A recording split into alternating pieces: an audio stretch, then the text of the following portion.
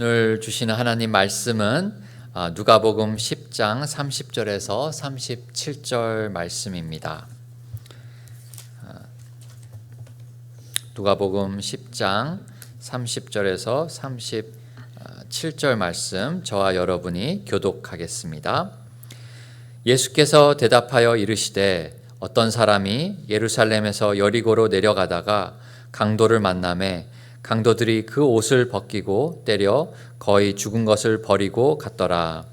마침 한 제사장이 그 길로 내려가다가 그를 보고 피하여 지나가고 또 이와 같이 한 레위인도 그곳에 이르러 그를 보고 피하여 지나가되 어떤 사마리아 사람은 여행하는 중 거기 이르러 그를 보고 불쌍히 여겨 가까이 가서 기름과 포도주를 그 상처에 붓고 싸매고 자기 짐승에 태워 주막으로 데리고 가서 돌보아 주니라.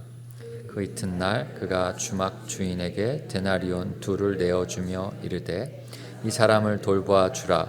비용이 더 들면 내가 돌아올 때에 갚으리라 하였으니 내 생각에는 이 세 사람 중에 누가 강도 만난 자의 이웃이 되겠느냐. 이르되 자비를 베푼 자니이다. 예수께서 이르시되 가서 너도 이와 같이 하라 하시니라. 아멘. 시중에 나온 책 중에 나를 소모하지 않는 현명한 태도에 관하여 라는 책이 있습니다. 제목이 특이해서 제가 조금 살펴봤는데요. 한 독일의 언론인이 쓴 책입니다.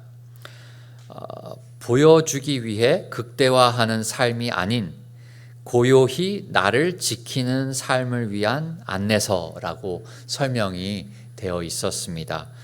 제가 조금 더 읽어드리겠습니다. 더 성공해야 하고 더 노력해야 하고 더 욕망해야 하고 더 보여줘야 한다는 강박이 난무하는 시대다. 그러나 모두가 자기를 내세우고 드러내느라 시끄러운 세상에서는 역설적으로 절제된 말과 행동, 고요함과 평온함이 더 절실히 그리워지고 더 강력하게 다가오기 마련이다. 세상이 아무리 폭풍 같아도 고요히 자기의 중심을 잃지 않는 사람, 모두 자기를 내세우느라 떠들썩한 세상에서 묵묵하게 겸손함을 선택한 사람, 이런 사람이야말로 가장 현명하고 가장 강한 사람이다. 이런 사람은 누구도 상처 주지 않고 결국 모두를 이깁니다. 네, 이런 내용을 담고 있는 책입니다.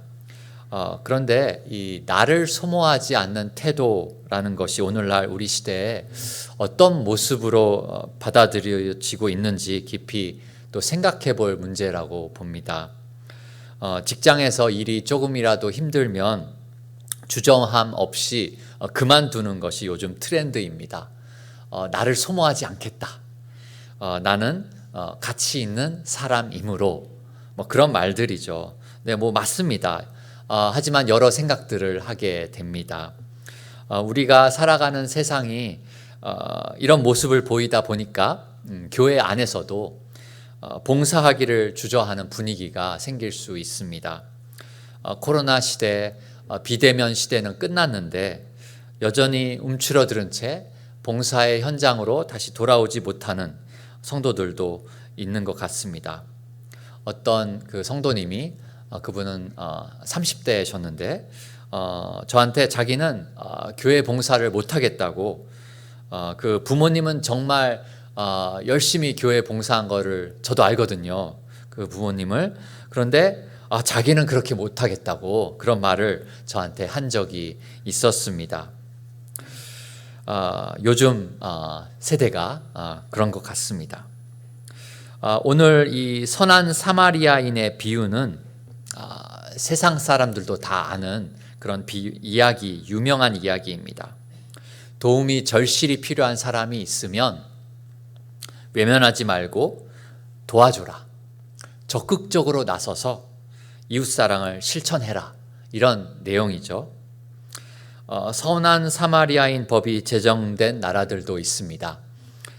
이 법률을 통해서 타인이 응급 상황이나 위험에 처한 것을 인지했을 때 본인이 크게 위험하지 않을 경우에는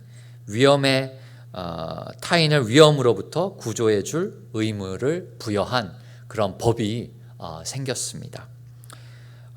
이렇게 해서 일반인들이 적극적으로 구호 활동에 참여하게 하자는 그런 취지로 미국과 또 프랑스, 독일 등에서 시행 중에 있다고 합니다. 우리나라에서는 응급 환자에게 응급처치를 하다가 본의 아닌 과실로 인해서 환자를 사망에 이르게 했거나 손해를 입힌 경우에 민형사상의 책임을 감경 또는 면제한다. 저 사법고시 봐도 될 것 같아요. 하도 많이 봤는데, 네. 라는 내용이 2008년에 반영되면서 선한 사마리아인법이 간접적으로 도입되었다고 합니다. 네, 이전까지는 국내에서 사고를 당해서 목숨이 위태로운 사람을 구해주려다가 결과가 잘못되면 어떻게 돼요? 구호자가 소송에 휘말리거나 죄를 덮어씌우는 경우가 많았는데요. 그 위험에 처한 사람을 봐도 도움을 주저하거나 외면하는 경우가 많다는 지적이 많았었습니다. 하지만 이런 법이 있어도 사실 주저하게 됩니다. 선한 의도로 남을 도와주다가 괜히 오해받고 내가 실수라도 하면 고소를 당하는 그런 삭막한 요즘 세상을 살아가고 있기 때문에 우리 모두 좀 주저하게 됩니다. 그렇다면 예수님은 이 선한 사마리아인의 비유를 통해서 우리에게 주저하지 말고 이웃을 도와줘라 그런 취지로 말씀하셨을 텐데 우리는 여전히 너무나 무기력합니다. 또는 말씀이 온전히 내 안에 와 닿지가 않아서 뭔가 예수님의 말씀과 우리 삶의 현실에 괴리감을 느끼고 있습니다. 갈수록 그 간격이 더 벌어지고 마음의 짐만 더 커지고 있는 건 아닌지 모르겠습니다. 예수님은 과연 우리에게 더 큰 짐을, 더 큰 율법을 주셔서 우리를 힘들게 하시려는 것일까요? 그럴 리 없습니다. 오늘 본문은 예수님이 율법 교사에게 대답을 한 부분입니다. 앞에 25절부터 보시면 어떤 율법 교사가 예수님을 시험하려고 의도를 가지고 선생님, 내가 무엇을 하여야 영생을 얻겠습니까? 라고 질문을 합니다. 이 율법 교사는 율법을 너무나 잘 알고 또 너무 잘 지키고 있고 자신 있다 생각했습니다.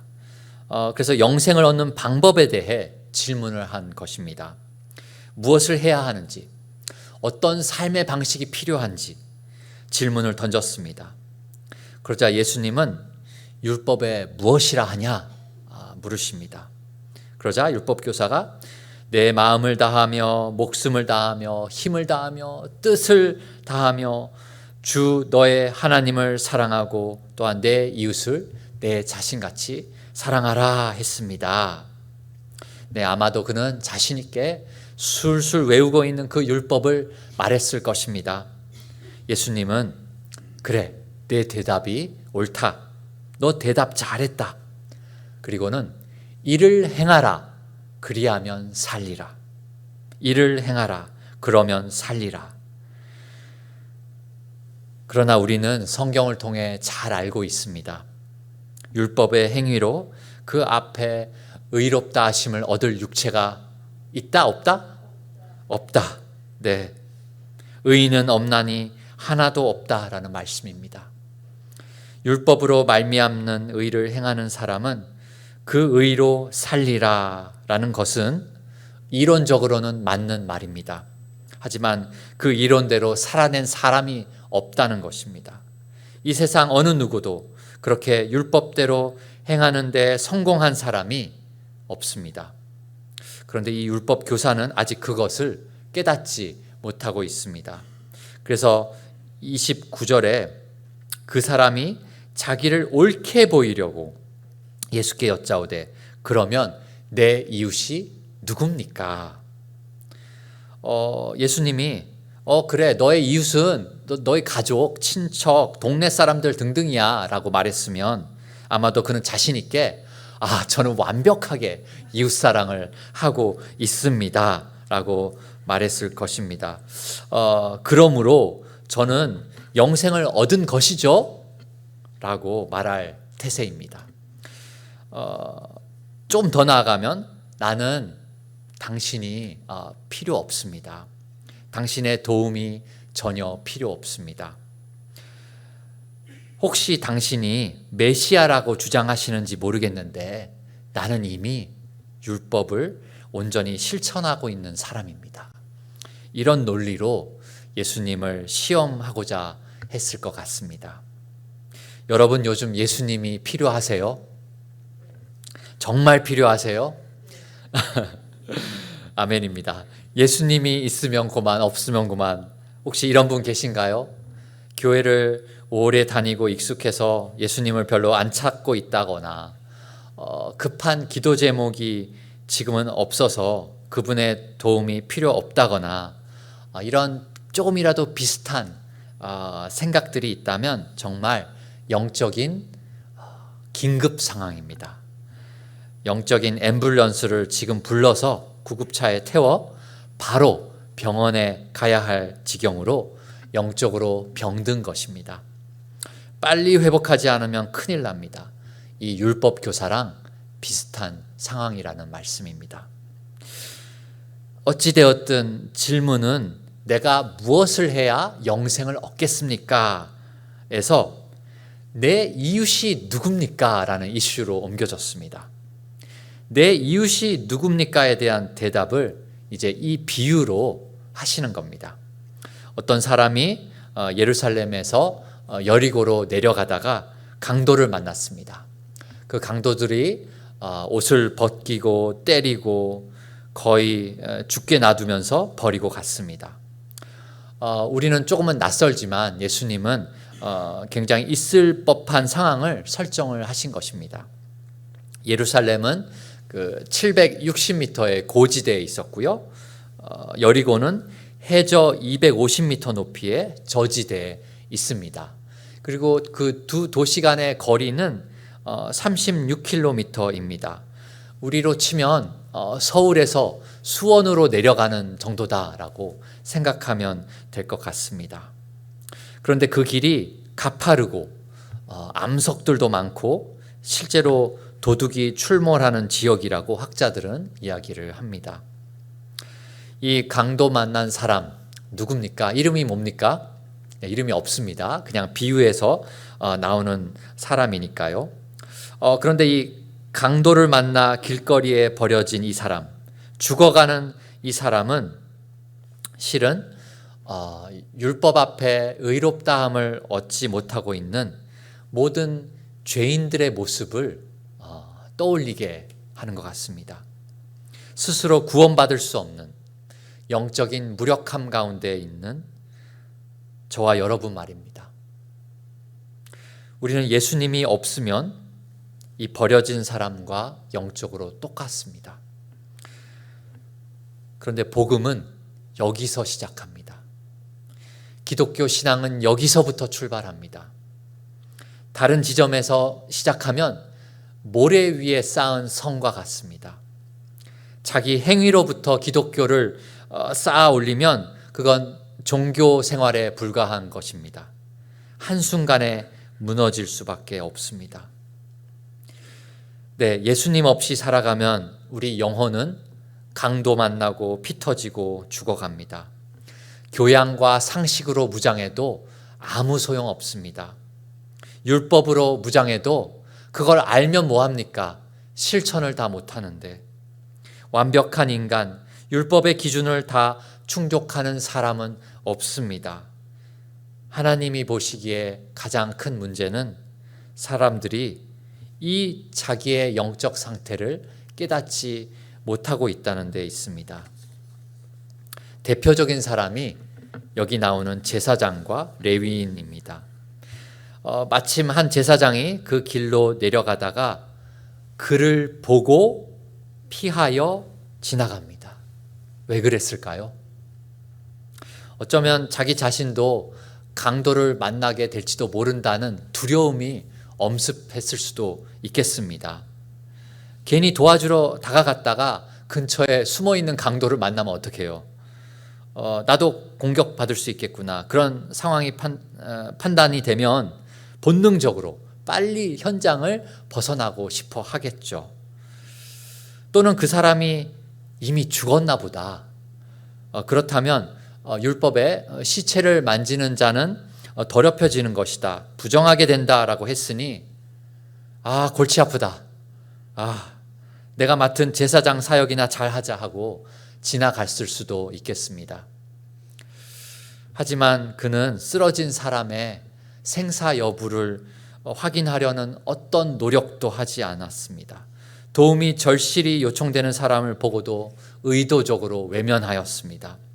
보고 피하여 지나갔습니다. 이웃을 사랑하라고 외치며 이웃사랑을 몸소 실천해야 할 제사장이 정말 모범이 되어야 할 바로 그 사람이 사랑을 행동으로 옮기지 못했습니다.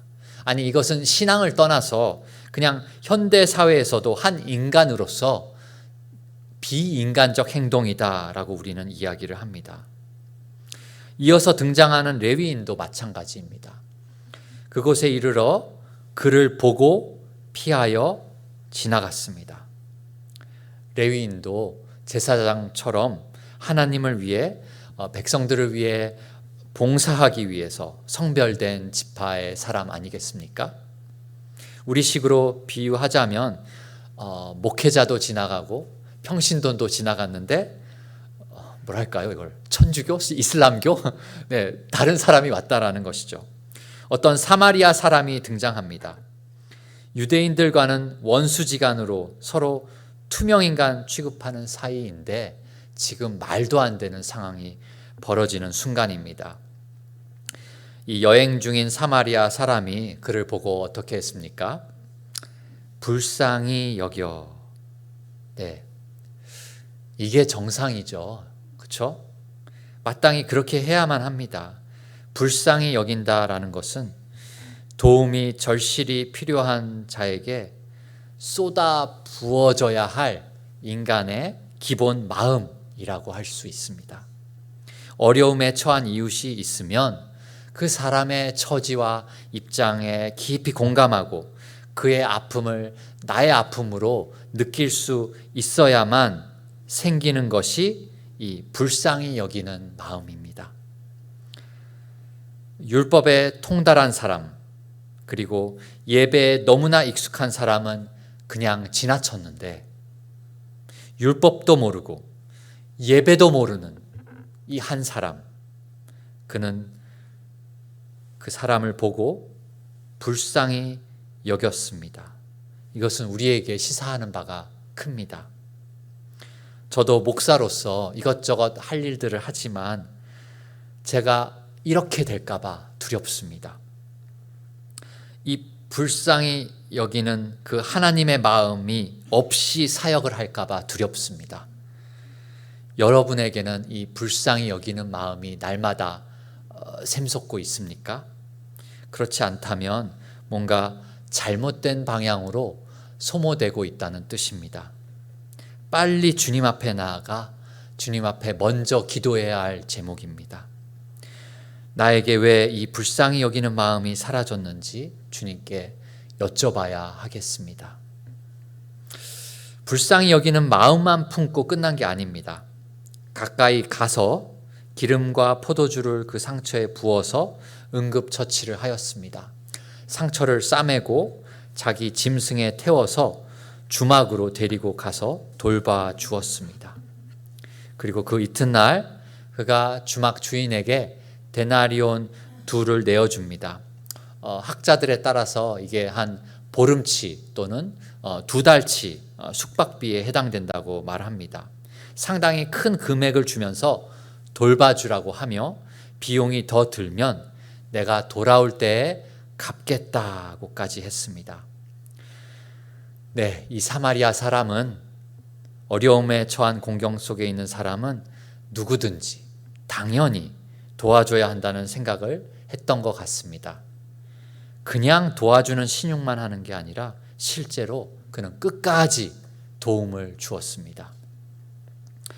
이렇게 말씀하시고는 예수님이 율법 교사에게 질문을 하십니다. 내 생각에는 이 세 사람 중에 누가 강도 만난 자의 이웃이 되겠느냐? 여기서 답은 명확합니다. 세 번째 인물, 사마리아 사람입니다. 그런데 보통 이렇게 답을 하는 게 정상적인 소통의 방식입니다. 그렇죠? 그런데 그는 이렇게 대답합니다. 자비를 베푼 자라고 답을 합니다. 그 정도로 사마리아 사람을 무시하고 있다는 것입니다. 유대인으로서 그는 이 상황에서 사마리아 사람이라는 말을 내뱉기조차 싫었습니다. 왜냐하면 그들이 그토록 멸시하는 사마리아 사람이 이 비유에서는 합당한 선행을 한 사람으로 비춰지기 때문입니다. 유대인의 자존심상 용납할 수가 없었습니다. 그래서 그는 자비를 베푼 자라고 말했습니다. 우리나라 사람이 중국 사람 싫어하고 일본 사람 싫어하는 것보다 몇 배 더 심할 정도로 그들은 사마리아인들과 왕래를 피하고 배타적 태도로 살았던 것입니다. 예수님은 온전히 율법을 행한다고 자부심 있는 그에게 이 부분을 건드렸습니다. 가서 너도 이와 같이 하라. 하지만 그는 그렇게 할 수가 없었습니다. 그의 한계였습니다. 물론 이 내용은 성경에 나오지 않습니다. 이 율법 교사가 나중에 회심을 했는지 아니면 그냥 좌절하다가 그만두었는지 모릅니다. 가서 너도 이와 같이 하라. 이 말씀을 율법주의자가 받으면 그는 그의 율법으로 말미암아 깊은 절망을 경험할 것입니다. 왜냐하면 그의 머릿속에는 유대인으로서 사마리아인에게 사랑과 자비를 베푸는 것은 있을 수 없는 일이기 때문입니다. 아니, 이웃을 그냥 유대인 사회에서 우리끼리로 정의하면 되잖아. 이웃이라는 개념을 왜 사마리아인까지 확장시키는 거야? 아니야, 그럴 리 없어. 이렇게 생각하는 그 본심을, 율법교사의 본심을 예수님은 파악하고 있었습니다. 내 이웃이 누굽니까? 라는 질문을 할 때부터 예수님은 알고 계셨습니다. 이 질문에는 이웃의 개념을 제한하려는 이기적인 의도가 숨겨져 있습니다. 그래서 주님은 누가 강도 만난 자의 이웃이 되겠냐 하는 질문을 하심으로써 그 율법 교사가 스스로 그 경계선을 친 이웃이라는 개념을 완전히 부서뜨리려고 하십니다. 네, 제한시키려는 의도와 부서뜨리려는 의도가 만났습니다. 어둠과 빛이 서로 충돌했습니다. 물론 빛이 어둠을 사라지게 합니다. 그러나 그 빛을 받아들이느냐는 각자의 자유의지에 달려 있습니다. 어디까지가 나의 이웃이냐의 그 한계를 넘어서서 어려움에 처한 자가 있다면 그에게 자비를 베푸는 것이 하나님의 뜻입니다. 그렇다면 이 율법교사는 자신이 그렇게 잘 알고 있고 잘 지키고 있다고 자신만만했던 그 율법을 지금 지키지 못한 것입니다. 만천하에 지금 명백히 드러났습니다. 이웃사랑은 내가 마음에 드는 이웃을 골라서 사랑하는 것이 아닙니다. 누가복음 6장에서 이미 예수님이 말씀하셨습니다. 너희 원수를 사랑하며 너희를 미워하는 자를 선대하며 너희를 저주하는 자를 위하여 축복하며 너희를 모욕하는 자를 위하여 기도하라. 네, 예수님의 말씀은 언제나 늘 파격적입니다. 인간적인 생각으로는 감당이 안 됩니다. 너희가 만일 너희를 사랑하는 자만을 사랑하면 칭찬받을 것이 무엇이냐? 죄인들도 사랑하는 자는 사랑하느니라. 너희가 만일 선대하는 자만을 선대하면 칭찬받을 것이 무엇이냐? 죄인들도 이렇게 하느니라. 너희가 받기를 바라고 사람들에게 구워주면 칭찬받을 것이 무엇이냐? 죄인들도 그만큼 받고자 하여 죄인에게 구워주느니라. 오직 너희는 원수를 사랑하고 선대하며 아무것도 바라지 말고 구워주라. 그리하면 너희 상이 클 것이요 또 지극히 높으신 이의 아들이 되리니 그는 은혜를 모르는 자와 악한 자에게도 인자하시니라. 너희 아버지의 자비로우심 같이 너희도 자비로운 자가 되라. 긴 구절이지만 지금 꼭 필요한 말씀 같아서 제가 읽었습니다. 하나님을 닮아가라는 거예요. 지극히 높으신 하나님께서 지금도 자비를 베풀고 계십니다. 그분의 의로우심만을 생각한다면 당장이라도 이 땅에 심판을 내리실 터인데 그분은 오늘도 오래 참고 계십니다. 어떻게든 구원의 기회를 주고자 복음을 귀에 들리게 하고자 일하십니다. 추수할 것은 많은데 일꾼을 찾고 계십니다. 그분의 자비로우심 또 그분의 독생자의 인자하심 같이 우리도 자비로운 자가 되라 명하십니다. 우리는 누구든지 도움이 필요한 사람의 이웃이 되어 주어야 합니다. 이 사람이 우리의 이웃이냐 아니냐 논의하는 것은 결국 자비를 베풀기 싫어서 논하자는 것이 될 수도 있습니다. 누가 내 이웃인지 정의를 내리느라고 시간을 허비하지 말고 그저 내 옆에 누군가의 이웃이 되어주면 되는 것입니다. 멀리 갈 필요도 없고 어디 전쟁 중인 적대 국가에 가서 상대편 군인 편을 들라는 말도 아닙니다. 그런 극단적인 경우까지를 생각하면서 시간 끌지 말고 지금 누군가의 이웃이 되어주기를 소원합니다. 어떻게 사마리아인처럼 이웃사랑을 실천할 수 있을까요? 이때 바로 직면하게 되는 것이 우리의 자기 중심성입니다. 이것 때문에 그런데 예수님이 오셨습니다. 뿌리 깊은 그 자기 중심성을 제거하고자 독생자를 내어주셨고 그분의 핏값으로 우리는 비로소 그 자기 중심성에서 해방되었습니다. 나쁜 의미에서 나를 소모하지 않으려는 결코 손해보지 않으려는 자기 중심성은 내가 손대도 정말 깨트릴 수가 없습니다. 부동산 거래할 때를 보십시오. 1,000만 원 올린다, 안 된다, 그럼 사지 말라, 안 판다, 1,000만 원 내려라, 안 나간다, 버틴다. 이것들이 나오는 그런 말들 아니겠습니까? 우리 사회에서 돌아가는 활동들이 다 자기 중심성을 바탕으로 진행되는 것들입니다. 하지만 그것 안에 갇혀 있으면 구원의 길은 보이지 않습니다.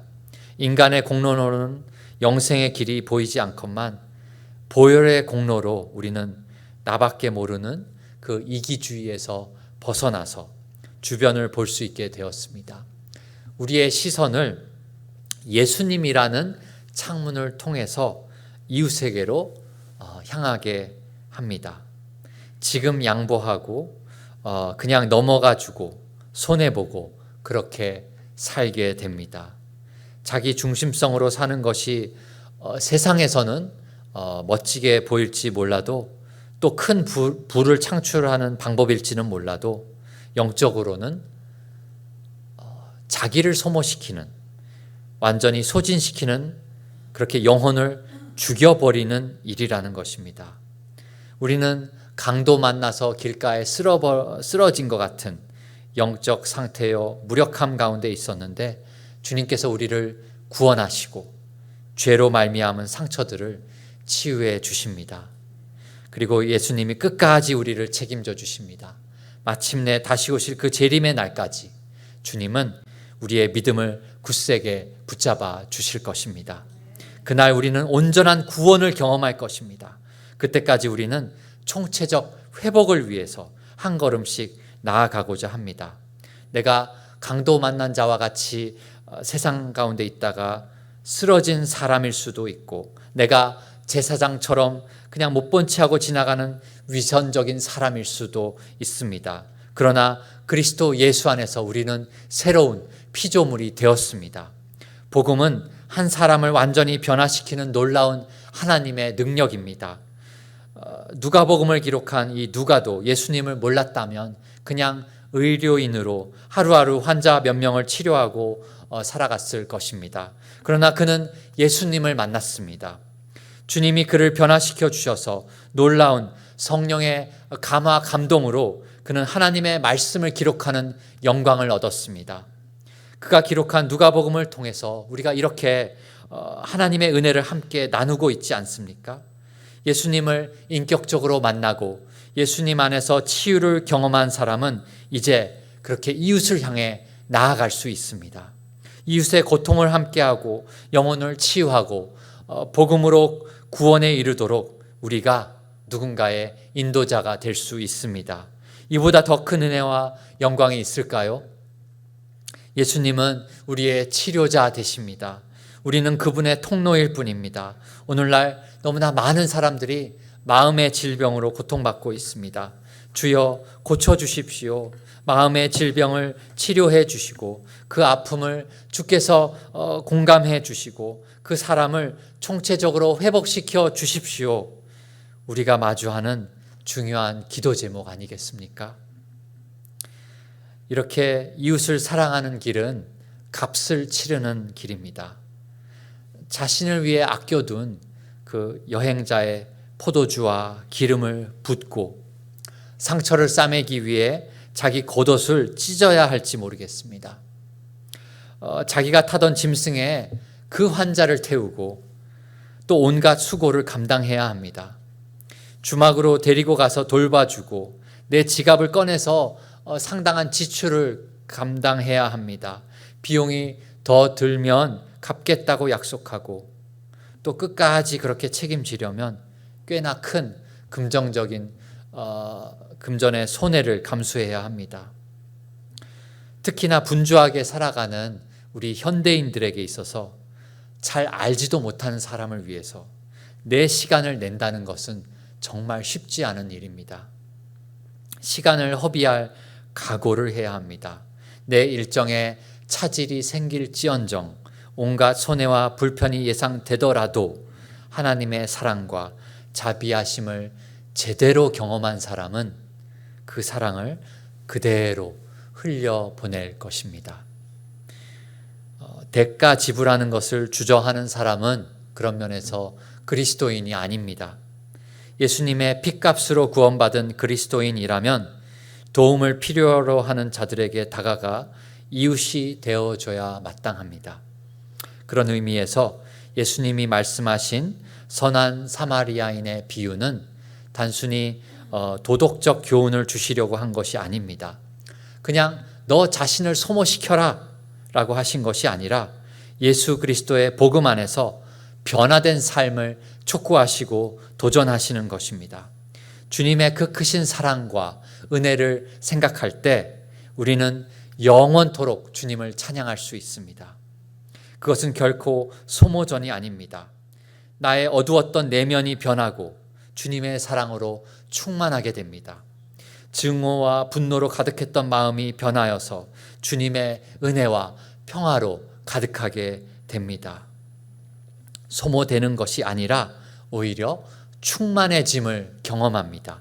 예수 안에 거하면 소모될 줄 알았는데 하나님이 주시는 모든 충만함으로 충만해집니다. 내 안에 그 자기 중심성은 이제 십자가에 못 박아 죽였습니다. 그리고 나는 주님과 함께 동행하는 삶을 살아갑니다. 더 이상 영적인 업적을 추구하는 모든 시도와 위대한 과업을 남기려는 모든 노력은 중단되어야 합니다. 예수님이 제자들에게 나를 따르라 했을 때 그 말씀의 뜻은 내 힘으로 열광적으로 소모적인 종교 활동을 하라는 것이 아니라 예수님 안에서 주님의 기쁘신 뜻을 위하여 헌신하라라는 뜻입니다. 내 자신을, 내 모든 것을 주님께 완전히 맡기고 주님 손을 붙잡고 다니라는 말씀입니다. 마치 마르다는 분주하게 돌아다니고 많은 일로 염려하고 근심하나 마리아는 예수님 발치에 앉아서 말씀을 듣고 있었던 것처럼 주님 곁에 있는 것이 제일 중요합니다. 내가 무엇을 하여야 영생을 얻으리까 하며 예수님을 시험하러 찾아온 율법교사에게 필요했던 것은 바로 이것입니다. 생명의 길은 예수께 있다. 예수님과 함께하고 예수님께 배우고 예수님을 알아가는 것, 그것이 영생을 얻는 길이다.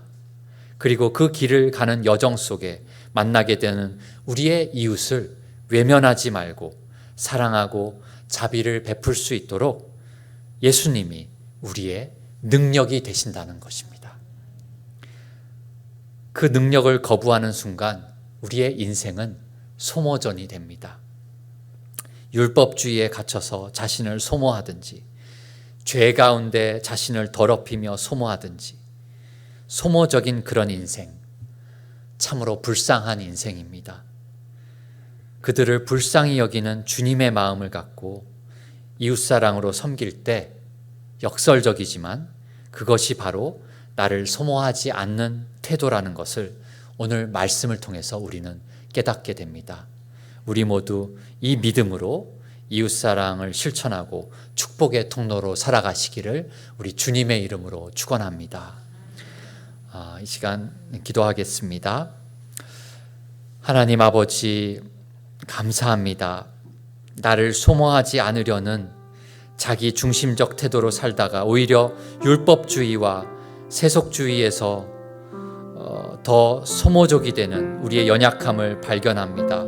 주여 우리를 불쌍히 여겨주시고 예수님 안에서 말씀과 성령으로 우리를 치유하시고 회복시켜 주시옵소서. 주여 우리를 구속하신 십자가 복음으로 다시금 우리를 새롭게 하여 주시고 예수 안에서 충만하여 하나님 소모전이 아닌 은혜를 흘려보내는 사랑과 축복의 통로로 살게 하여 주시옵소서. 주님, 우리에게 주님의 자비하심을 담게 하여 주시옵소서. 주님의 긍휼로 이웃을 사랑하고 섬기고 평생 주님을 찬양하며 사는 저희들 되게 하여 주시옵소서.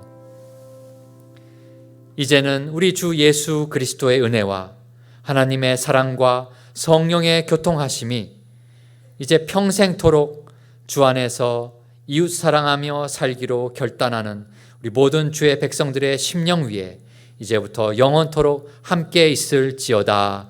아멘.